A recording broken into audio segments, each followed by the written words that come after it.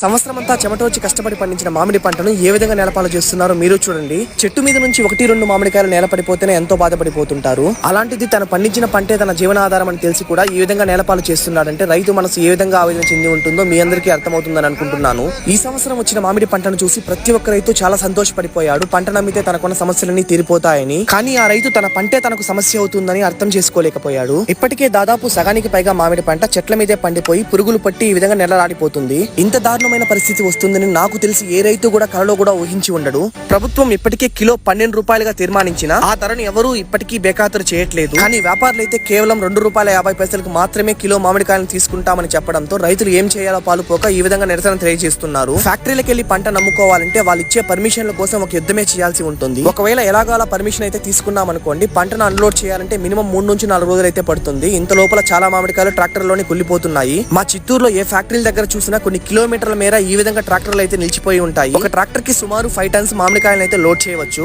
ఒక ట్రాక్టర్ పైకి మామిడికాయలు లోడ్ చేయాలంటే కూలీ ఖర్చు అయితే దాదాపు 4,000 అయితే పడుతుంది. ట్రాక్టర్ బాడుగు దూరాన్ని బట్టి 4 నుంచి 5,000 అయితే ఖర్చు అవుతుంది. ఒక లోడ్ మామిడికాయలు అమ్మితే రైతుకు వచ్చే ధర సుమారు 12,500. ఇందులో ఖర్చులకు బాగా రైతులకైతే మిగిలేది కేవలం 4,000 రూపాయలు మాత్రమే. సంవత్సరం అంతా పంట పెట్టుబడి ఖర్చు, పురుగుల మందుల ఖర్చులన్నీ లెక్కలు వేస్తే రైతుకి ఏ మాత్రం గిట్టుబాటు అవుతుందో మీ ఊహకే వదిలేస్తున్నా. కొంతమంది రైతులైతే అసలే నష్టపోయాము, ఇక పంటను కోసి ఇంకా ఎందుకు నష్టపోవాలని పంటనైతే చెట్ల మీదే వదిలేస్తున్నారు. రైతు కన్నీరు పెడితే ఎవరికి మంచిది కాదు. ఈ రోజు మనం 4 మెతుకులు తింటున్నామంటే దానికి కారణం స్వార్థం లేకుండా పంట పండించే రైతు మాత్రమే. అలాంటి రైతును ఎంతో కొంతమేర ప్రభుత్వాలు ఆదుకొని సహాయం చేయాలని ఈ వీడియో అయితే చేశాను. రైతులకు సపోర్ట్ గా నిలవాలంటే ఈ వీడియోని అయితే లైక్ చేసి ప్రతి ఒక్క అధికారికి ఈ వీడియో రీచ్ అయ్యేలాగా షేర్ చేయండి.